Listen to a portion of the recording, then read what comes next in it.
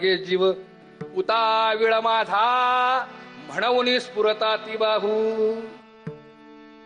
क्षेम देऊ गेले तव मी एकले असावला जीवरा. आता देव भेटणार, माझा कानोबा भेटणार म्हणून नट्टापट्टा केला माऊलींनी. सगळं जिथल्या तिथं तो भेटल्याचा भास झाला. नवे नवे भेटलाच आणि मिठी मारली. कुणाला? पांडुरंगाला. पण अनुभव काय आला?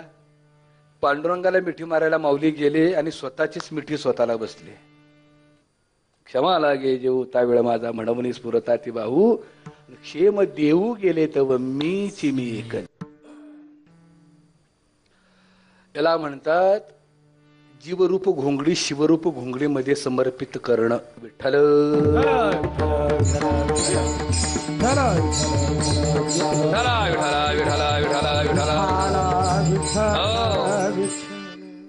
विरहिणी प्रकारच आहे. आणि माऊलींच्या साहित्याचं आणखीन एक वैशिष्ट्य सांगतो. माऊलीने परमार्थ करत असताना जीव होऊन कधी परमार्थ केला नाही. आत्मस्वरूपात राहूनच तिने परमार्थ केला.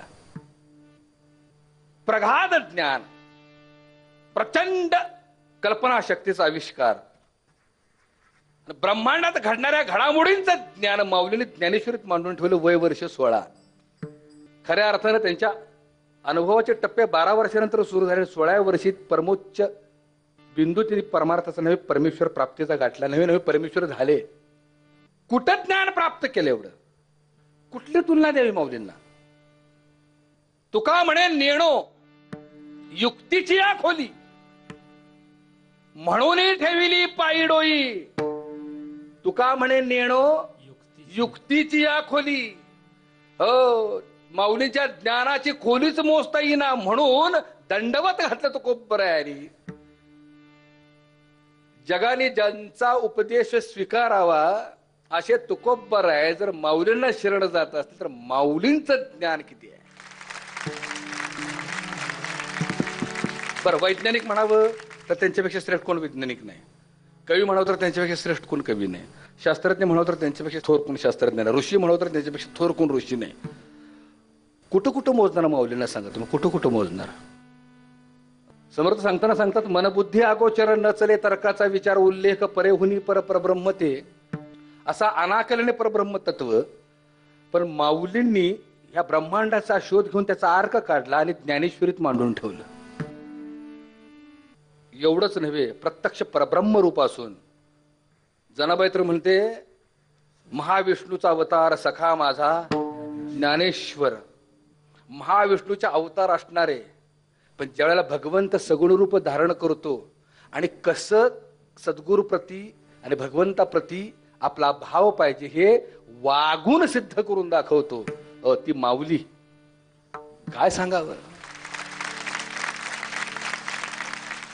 इतकी विनम्रता, इतकी विनम्रता, इतकी विनम्र. बघा, ज्ञानेश्वरी लिहिली आणि ते निवृत्ती दादांच्या हाती स्वाधीन करताना म्हणतायत आता विश्वात्मके. एका एका ओवीवरती लाखो PhD कार आहेत. कुठं मोजमाप काढणारा बुद्धीची. पण एवढं करून ज्ञानेश्वरी लिहून, अमृतानुभव लिहून, हरिपाठ लिहून, पंचरत्न गीता लिहून विनम्रतेनं भगवंताकडे मागणं मागताना काय मागतायत? जे खळांची व्यंकटी तया सत्कर्मी रती भूता परस्परे जडू. बरं, आम्ही अल्पमती हो. आम्हाला असं वाटतं की आम्ही लिहिले म्हणजे आम्ही जगाच्या उद्धाराचंच काम केले. साप खोट आहे. लिखाण करायचं आणि पुस्तकं ग्रंथालयात त्या प्रदर्शनात मांडायचे. किती गेली रे पुस्तकं? विकायला ठेवायची. काय किंमत कराल ज्ञानेश्वरीची? ब्रह्मांडाच्या तोलामोलाची काय किंमत कराल? काय किंमत कराल गाथ्याची? काय किंमत कराल एखादी भागवताची? ही विक्रीसाठी नाही आहे, ती जीवनाच्या उद्धारासाठी आहेत.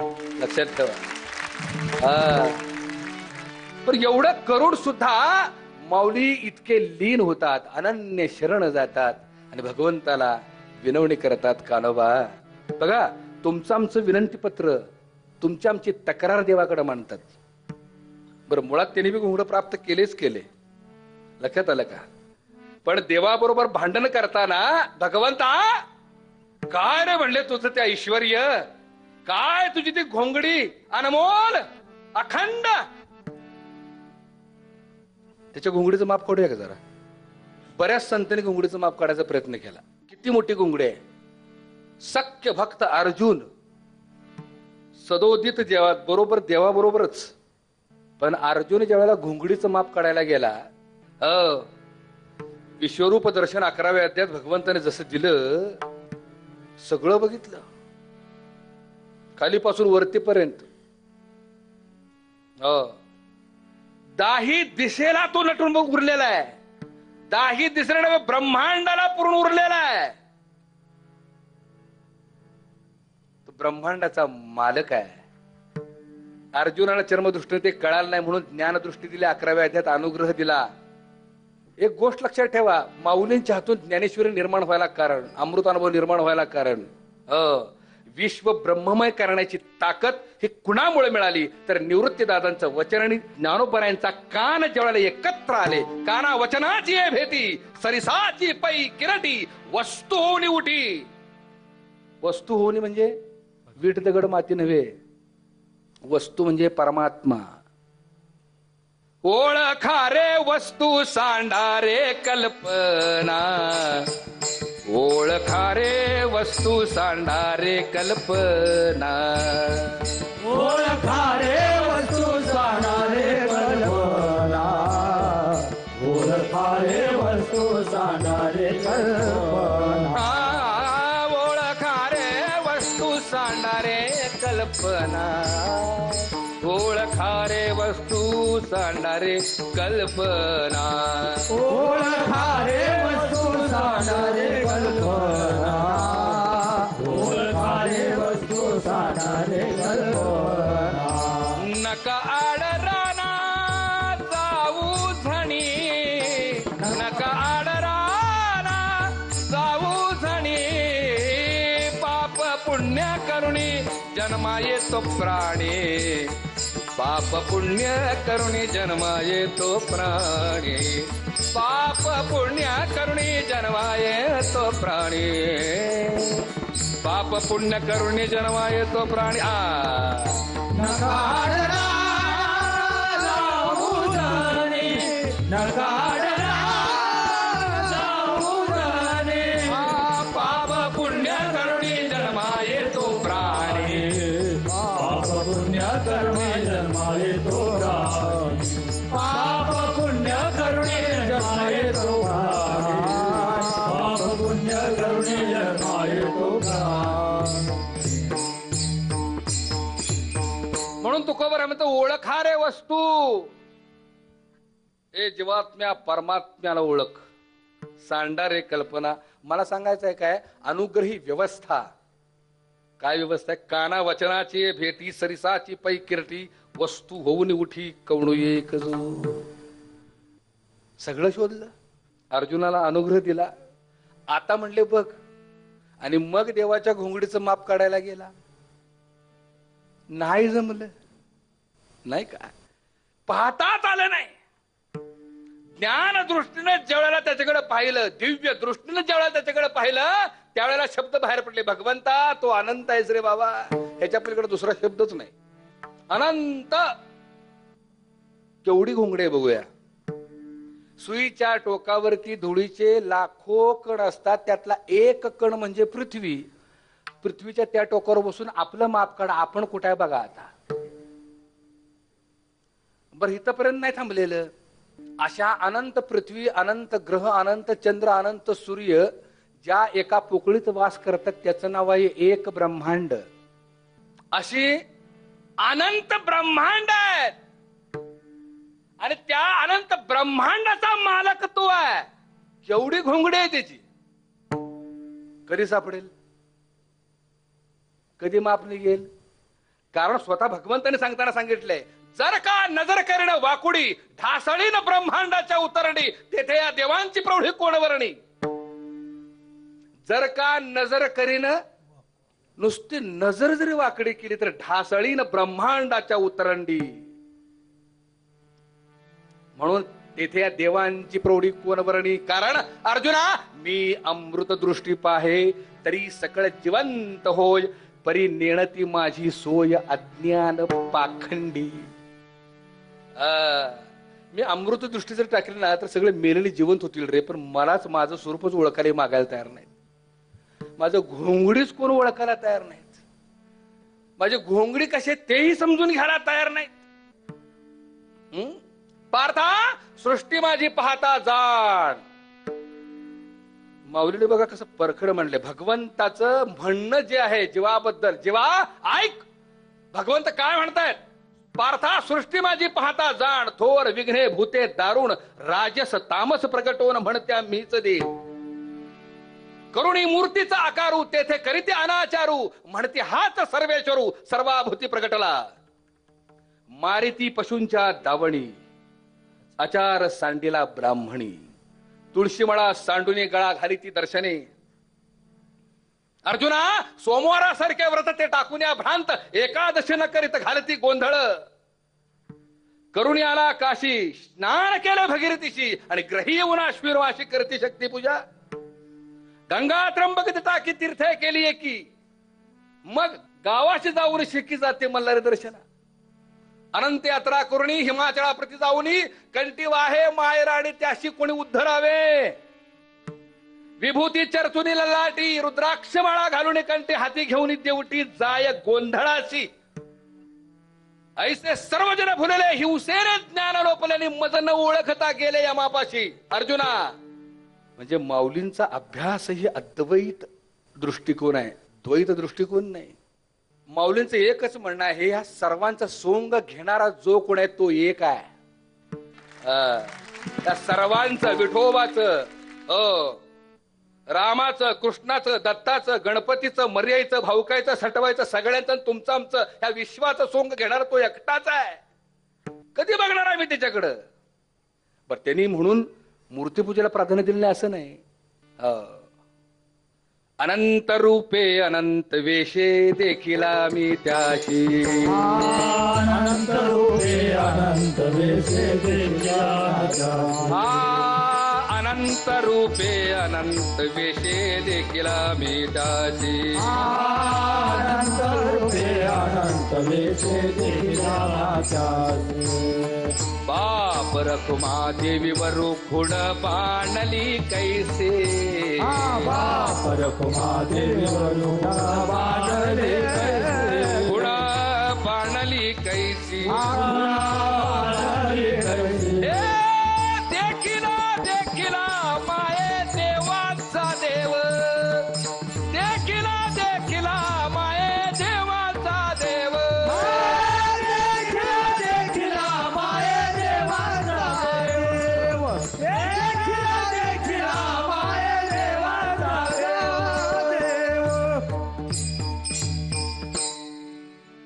देखिला देखिला माये देवांचा. आतापर्यंत सगळ्या देवांची नावं घेतली, पण हा देवांचा जो देव आहे तो अव्यक्त परमात्मा आहे, तो कानडा आहे. आता कानडा म्हटलं की कन्नड मुलकातला वाटतो, कारण अभंगच गोड आहे म्हणून. कानडा व विठ्ठलू कर्नाट. कानडा म्हणजे कन्नड मुलकातला आणि कर्नाटक म्हणजे कर्नाटकात आणलेला. असं का? कानडा म्हणजे न कळणारा, कर्नाटक म्हणजे जेवढे जेवढे अवतार झाले त्या सगळी त्यानं नाटकच केली, पण कुणाच्याच हाताला सापडला नाही. कुणाच्याच हाताला सापडला नाही. एवढंच नव्हे, असोनी संसारी जीवा वेद शास्त्र उभारी. वेदानी, शास्त्रानी, पुराणानी, नाही का, उपसंहारानी, उपनिषदानी, ग्रंथानी, सर्वांनी हातवर केले, तो सापडला. सापडलाय का तू? असा अव्यक्त परमात्मा ह्या सगळ्या जगाचं त्यानं सोंग घेतलंय. म्हणून ज्ञानोबरांच्या भक्तीचं आणखीन एक वैशिष्ट्य असं आहे, आणखीन एक वैशिष्ट्य असं आहे, सगुणाचं पूजन तर आहेच आहे, पण त्या सगुणाच्या ठिकाणी ते निर्गुणाचं अधिष्ठान कायम ठेवतात. आणि तीच भक्ती तुम्हा मला करता आली पाहिजे. सगुणाचं पूजन जरूर असावं. अनंत रूपे अनंत वेशे देखिला मी त्याशी. बाप रखुमा देवीवरू खूण बाणली कारण भक्तीच तशी आहे. अलीकडे वेगवेगळे प्रथा मांडतात, प्रकार मांडतात. काय नाही म्हटलं आम्ही निर्गुणाशिवाय कुणाचं भजन करत नाही. काय नाही म्हटलं आम्ही सगुण पूजेशिवाय दुसऱ्याला मानतच नाही. आमचा विठ्ठल श्रेष्ठ, आमचा राम श्रेष्ठ, आमचा कृष्ण श्रेष्ठ, आमची मर्यादा श्रेष्ठ, आमची भावकाय श्रेष्ठ, एवढंच बघा आम्हाला कळतं. पण ज्ञानोबऱ्यांनी दोष देताना कुणालाच दिलेला नाही. देवा तुझ सगुण म्हणू की निर्गुण रे, तुझ सगुण म्हणू की निर्गुण रे. सगुण म्हणो निर्गुण रे, तुझ सगुण म्हणो निर्गुण रे. सगुण निर्गुण एक गोविंद रे, सगुण निर्गुण एक गोविंद रे. गोविंद रे म्हणती गोविंद रे, तुझ सगुण म्हणो की निर्गुण रे, तुझ सगुण म्हणो की निर्गुण रे. सगुण म्हणो की निर्गुण रे, तुझ सगुण म्हणो की निर्गुण रे, निर्गुण रे, निर्गुण रे. काय म्हणले पंढरपूरला जातो? देव चराचरात आहे, देव सगळीकडे, कशाला पंढरपूरला जाता? एक किस्सा सांगतो. BMW कार मधनं एक ज्ञानी उच्चभ्रू उच्च शिक्षित BMW कार मधनं पंढरपूरला निघाला. एकटाच होता. आता पंढरपूरची वाट म्हटलं की एखादा वारकरी तरी दिसणारच. एक वारकरी, कपाळाला छान गंध, लका हातात पताका, पडशी, पायात काहीच नाही. पायाला भेगा पडलेल्या नाही का, सुरखीतलेला चेहरा, पण तेच चेहऱ्यावर होतं, कपाळाला गंध होता. आणि वयस्कर व्यक्ती निघाली पंढरपूरला. पंढरपूरला जाता जाता ती व्यक्ती दिसली. यानं गाडी थांबवली. म्हणले बुवा कुठं चाललाय? काय नाही पंढरपूरला चाललोय. बसा सोडतो तुम्हाला. त्यानं काय केलं, गाडीत त्या वारकऱ्याला बसून घेतलं. निघाली गाडी. का चाललाय पंढरपूरला? काय नाही बाबा, देवाला भेटायला चाललोय, वाटप आहे उभा. काय हो म्हणले, तुम्हीच सांगता देव चराचरात आहे, देव सगळीकडे आहे, अग्नी काष्टी पाशानी सगळीकडे तो आहे, कशाला जाता पंढरपूरला? जीवाचा हाल बघा म्हटले, ऊन कसलं, पायात काय नाही म्हटले, अशाने देव भेटतो, कळत नाही तुम्हाला? सगळीकडे देव, कशाला जाता पंढरपूरला? हे वारकरी काय बोलला नाही बरं का. ही हुशार असतात वारकरी, काय बोलत नाही. कारण जीवनाचं गणित त्यांना जे सुटले की नाही ते आपल्याला नाही सुटलेलं. खरं सांगतो तुम्हाला मी. आणि तुम्हाला जर खऱ्या अर्थाने जीवनाचं गणित जर सोडवायचं असेल, जगणं कसं असतं, जगण्याची कला जर अवगत करायची असेल, तर एक पंढरीची वारी करा. कसलं सुख दुःख घेऊन बसलाय. सुखाचा आगरच बरोबर असतो आपल्या. कुठलं सुख कुठलं दुःख, मी सुखा दुखा वेगळा, पापा पुण्या निराळा, हीच अनुभूती त्या वारी येतच असते. त्याच्या पलीकडेची गोष्ट सांगतो. तुमचा आमचा व्यवहार एखाद्या वेळेस चुकेल, तुमचं आमचं गणित चुकेल. एखादा व्यवहार केला पैशाचा आपण, तर आपण फसू, पण ती फसणार नाहीत. कशानं सांगतो तुम्हाला मी. त्यांची प्रगल्भ बुद्धिमत्ता बघा किती आहे वारकऱ्यांची, काय न बोलता. ही वारकरी काय करतात माहितीये का, भेटायला जाताना देवाला जातात, पण त्यांना माहित आहे संतांबरोबर व्यवहार केला की 100% देव भेटतो. सद्गुरूला शरण गेलो की 100% देव. म्हणून ह्यांचं वैशिष्ट्य एक सांगतो वारकऱ्यांचं. जाताना भेटायला जातात विठ्ठलाला, पण भजन मात्र संतांचं करतात. ज्ञानोबा तुकाराम, ज्ञानोबा तुकाराम, ज्ञानोबा तुकाराम, ज्ञानोबा तुकाराम.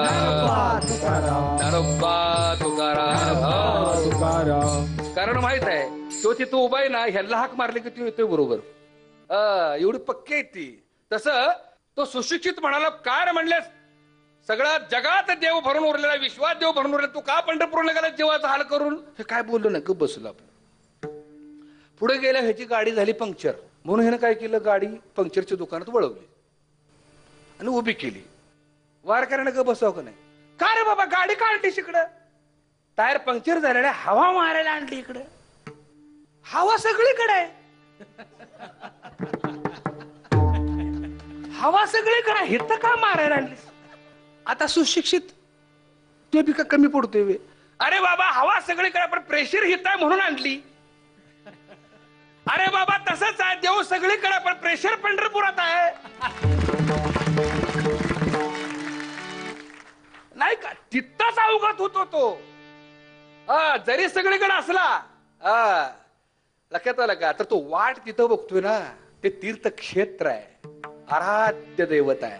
लक्षात आलं का? आणि म्हणून ही माणसं हुशार असतात फार, ही वारकरी. विठाल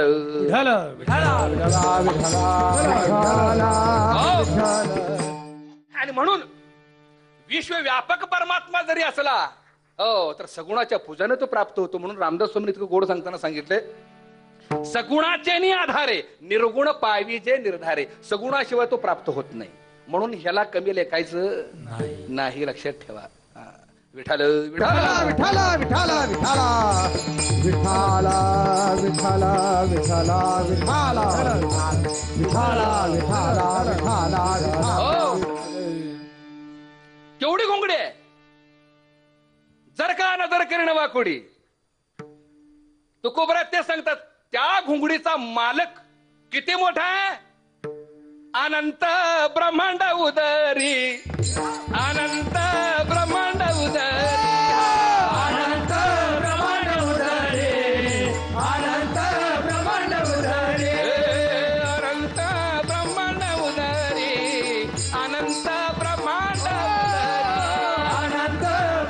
उदरी, अनंत ब्रह्मांड उदरी. तो हा बालक नंदा घरी, तो हा बालक नंदा घरी, तो हा बालक नंदा घरी, तो हा बालक नंदा घरी. नवाला केवळ केवळे, नवाला केवळ केवळे, नवाला केवळ केवळे, नवाला केवळ केवळे.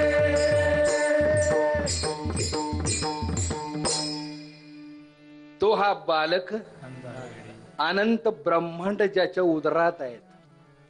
काडा घोंगडीचं माप सापडलंय का? सर्व संतांनी प्रयत्न केले पण त्याच्या घोंगडीचं माप कळालं नाही, काढता आलं नाही. भगवंता एवढी मोठी तुझी घोंगडी, कानोबा तुझी घोंगडी चांगली. बरं ती बी कशी आहे? अखंड. हे ब्रह्मांड बनले पंचतत्वाना, पृथ्वी आप तेज वायू आणि आकाश पंचतत्वाने ब्रह्मांड बनलेलं आहे. पण ही सगळी पंचतत्व एकमेकाला कनेक्ट आहेत, अखंड आहेत. विणतानाच एकमेकाला कनेक्ट होऊन विणलेले आहेत. लक्षात ठेवा. पृथ्वी आपला आप, तेजाला तेज, वायूला वायू, ही चारही आकाशाला, ही पंचतत्व एकमेकाशी कनेक्ट, ते अखंड आहेत. आणि विणली कशानं? तुझी घोंगडी कशाने विणली? सत्वगुणे विणली रे कानवा. तुझी घोंगडी विणताना मात्र सत्वगुणाने विणलीस. आता सत्वगुण म्हणजे काय? एकूण गुण किती? तीन गुण. कोणकोणते? रजोगुण, तमोगुण आणि सत्वगुण. जनरेट, ऑपरेट, डिस्ट्रॉयट, नाही का? उत्पत्ती, स्थिती, लय. ब्रह्मा, विष्णू, महेश. कसं आहे, हे तत्व लक्षात येत नाही म्हणून देवांना पुढे उभी केली. ब्रह्मांडाची उत्पत्ती, स्थिती आणि लय ह्या 3 गुणावरती हे ब्रह्मांड चाललेलं आहे. नव्हे हे शरीर सुद्धा त्रिगुणात्मक आहे, ब्रह्मांड सुद्धा त्रिगुणात्मकच आहे. ह्या तिन्हींना हाताळताना गोड पद्धतीने हाताळता आलं पाहिजे. तुकोबराने जरी ह्या तिन्हींना वर्ज मानलं असलं, रजतम सत्व आहे ज्याचे अंगी, याच गुणे जगी वाया गेला. पण पुढे सांगताना सांगतात, तुका म्हणे येते सत्वाचे सामर्थ्य. तुका म्हणे येते सत्वाचे सामर्थ्य, सत्व गुणाचं सामर्थ्य आहे. लक्षात ठेवा. त्याशिवाय आपल्या हातून परमार्थ घडणारच नाही. जिथं सत्व गुणाचा प्रभाव आहे तिथंच हरिकीर्तन घडतं. जिथं सत्व गुणाचा प्रभाव आहे तिथंच धर्मसंकीर्तन घडत असतं. लक्षात आलं का? का अर्जुना सात्विक माझे स्थान. कारण देवालाच आवडतं गुण कोणता आहे? तो सात्विक. सात्विक माझे स्थान, राजस स्वर्ग भुवन, तामसती जाण अधोगती. समजून घ्या. आणि आजचं घोंगड सत्वगुणानच का विणले तर विभूती योगामध्ये घोंगड कशाने विणले? सत्वगुणानं. अभंगात सत्वगुण सांगतात. आणि माऊली आपले ज्ञानेश्वर सांगताना सांगतात, सात्विक आसन कांबळा, राजस पितांबर पाटोळा, तामस चर्म प्रबळा जाणगा पार्था. म्हणून कीर्तनाच्या व्यासपीठाला घोंगडच असत. विठ्ठल विठ्ठला विठ्ठला विठ्ठला विठ्ठला विठ्ठला विठ्ठला. हो, घोंगडीच्या फॅक्टरीचा मालकच देव आहे. त्यानं बरोबर काय केली? पार्सलिटी केली. आपल्यासाठी घोंगड एक्स्ट्रा विणलं. स्वतंत्र गोंडे लावले त्याला. स्वतंत्र कशाचे? षडगुणाचे. हे ऐश्वर्य आहेत भगवंताची. ही षडगुण कोणते? यश, श्री, औदार्य, सामर्थ्य, ज्ञान आणि वैराग्य. हे भगवंताचे षडगुण आहेत. ती गोंडे त्याला लावलेस. याचा अर्थ असा होतो माय बापू, हे गोंडे हे षडगुण ज्याच्या जवळ आहेत त्याच्याजवळ देव आहे. एक्स्ट्रा देवाची प्रतिमानाची गरज नाही. हे षडगुण जर जीवाजवळ असतील, व्यक्तीजवळ असतील, तर तो व्यक्ती नसून तो परब्रह्म रूप आहे. लक्षात ठेवा. यश, यश म्हणजे काय? जेथे यश सोज्वळ. अर्जुना, मी कुठं वास करतो ऐक. अर्जुना, मी कुठं वास करतो ऐक. जेथे यश सोज्वळ तेथे मी संचरे गोपाळ. अपयशा ठाई माझी कळ संचरुणी मारवी तसे. आता समजून घ्या प्रत्येकानं. जे मी कर्म करतोय ते कौशल्यपूर्ण करतोय. माझ्या कर्मामध्ये यश ओसंडून वाहते. त्याला तीर्थयात्रा करायची गरज नाही. त्याला भीक मागायची गरज नाही दारोदारी जाऊन. हो, मला काम द्या, मला काम द्या, गरज नाही. का? जिथं यश ओसंडून वाहते तिथंच देवाचा वास आहे. श्री, श्री म्हणजे चैतन्य. ब्रह्मांड ज्या चैतन्यानं चाललेलं आहे. एवढंच नव्हे, चाले हे शरीर कोणाचे? तो चैतन्य जोपर्यंत आहे तोपर्यंत श्री लावलं जातं. श्री म्हणजे चैतन्य. लक्षात ठेवा. आता माझं नाव श्री बाळकृष्ण दादा वसंत गडकर. पण हे श्री कुठपर्यंत? जोपर्यंत ह्याच्यात चैतन्य आहे तोपर्यंत. ह्यातला श्री गेला की हे भीती बरोबर. बरोबर आहे ना? आणि बरोबर आम्ही काय करतो? श्री काढतो. वैकुंठवासी, कैलासवासी, स्वर्गवासी, जे काय तुम्हाला आवडेल ते लावतो आपण. श्री कधी जातो? चैतन्य गेला की श्री जातो. याचाच अर्थ श्री म्हणजे चैतन्य, चैतन्य म्हणजे श्री. जिथं जिथं चैतन्य ओसंडून वाहतंय तिथं तिथं मी अर्जुना वास करत असतो. आता चैतन्य ओसंडून वाहते का नाही? इथं वाहते का नाही चैतन्य ओसंडून? तिथं मी माझा वास आहे. मद्भक्ता यत्र गायन्ति तत्र तिष्ठामि नारदा. जिथं जिथं माझं भजन चालतं, जिथं जिथं माझं चैतन्य ओसंडून होतं, तिथं तिथं मी अर्जुना वास करत असतो. विठ्ठल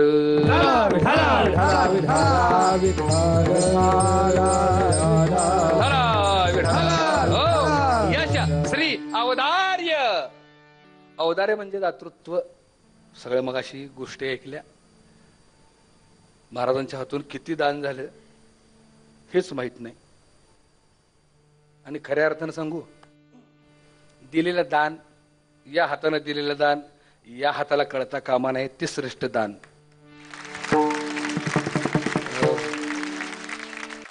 दातृत्व कशाला म्हणावं ऐका. पूर्वी एक रहमान राजा होता. तुळशीदासाच्या काळामध्ये रहमान राजा होता. तो इतका दानशूर होता, इतका दानशूर होता. हो, प्रचंड दान द्यायचा. पण तो दान देत असताना हात वरती असायचे त्याचे असे, दृष्टी झुकलेली असायची खाली. हात दान करताना हात वरती, दृष्टी झुकलेली. त्यावेळेस तुळशीदासाने 4 ओळीचं पत्र लिहिलं. इतकं छान लिहिलं.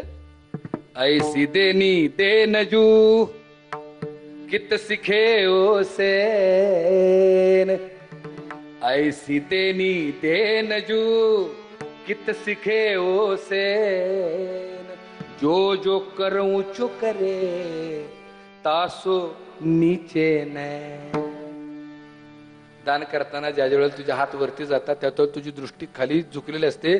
कुठं शिकलास रे बाबा? त्यावेळेला हे पत्र वाचून त्या रहमान राजाने तुळशीदासांना परत पत्र लिहिलं आणि त्याच 4 ओळीमध्ये काय म्हणतात आहे का रहमान? देनहार कोई और है देत से दिन रे. अरे देणारा कोणी और आहे, वेगळा आहे तो. रात्रंदिवस तोच देतोय. पण लोकांना काय वाटते? लोक भरम हम पर करे. हा राजा देतोय असं वाटते, त्यामुळे माझीच मला लाज वाटते. तासो नीचे ने. अरे असं गुप्त दान. नाहीतर अलीकडे 50 रुपयाची देणगी दिली की 50 रुपये दिलेत, बोर्डावर नाव नाही आमचं.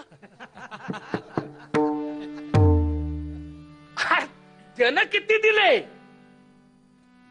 त्याचं ऋण कधी फेडणार? श्वास त्यानं दिलाय, हाडमास त्यानं दिलंय, आयुष्य त्यानं दिलं. एवढंच नव्हे, माणसाच्या जन्माला घालून जो उपकार केलाय त्याचं ऋण कधी फेडणार?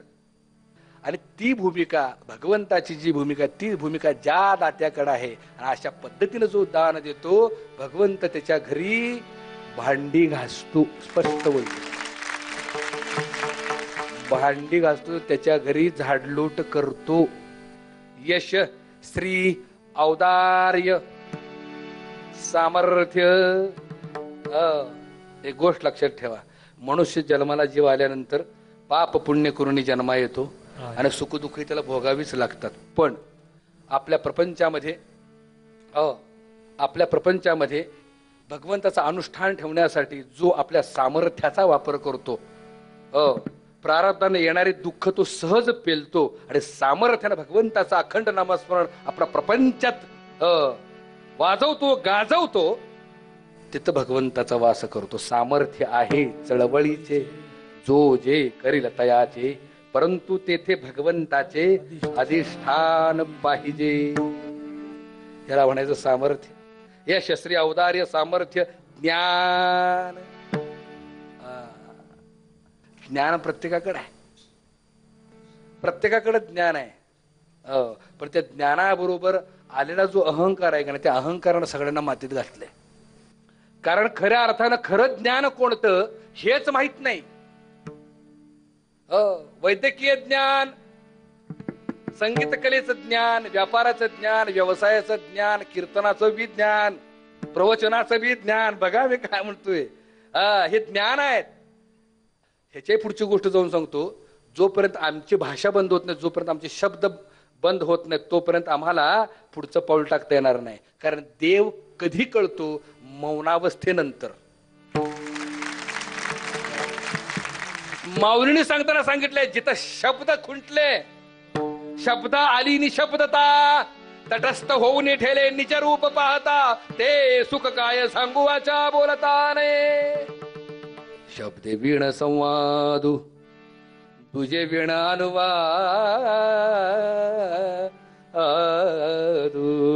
शब्दे वीण संवाद. शब्दाशिवाय आम्हाला पर्याय नाही, पण माऊली सांगतात शब्दे वीण संवाद. ही अवस्था कुणाची आहे? मीच माझ्यावर बोलतोय, मीच मला भेटतोय, माझाच माझ्याशी संवाद आहे. तुझे वीण अनुवादू म्हणजे कोणाच्या संवाद झाला? तो आपणाशी, वादा आपणाशी. ते तव कैसे निगमे, कारण परिही परते बोलणे खुंटले. परेची भाषा जिथं माऊली मौनावली, तिथं वैखरी कैसेनी सांगे. ही अवस्था आहे ब्रह्मरूपाची.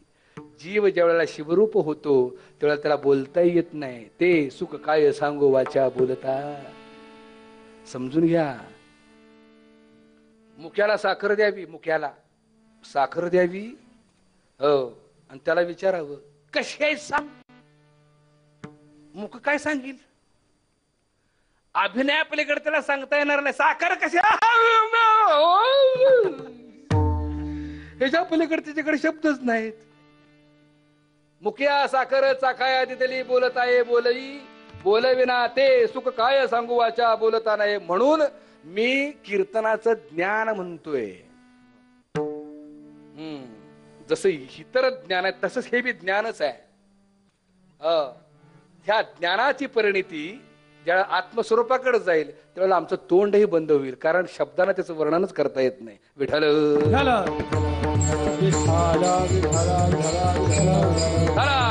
हो, हे सगळे ज्ञान आहेत, पण ह्या ज्ञानाचा उपयोग पोट भरण्यासाठी आहे. बरखडं बोलतो, हे ज्ञान सगळ्याची पोट भरण्याची ज्ञान आहेत.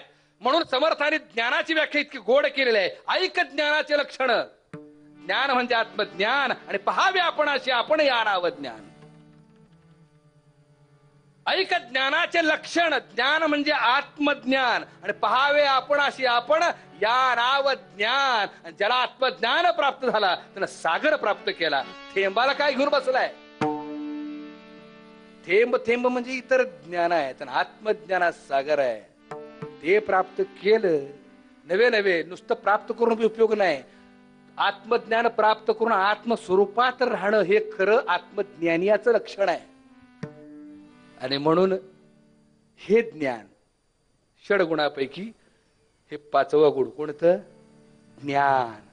आणि 6वं गुण वैराग्य.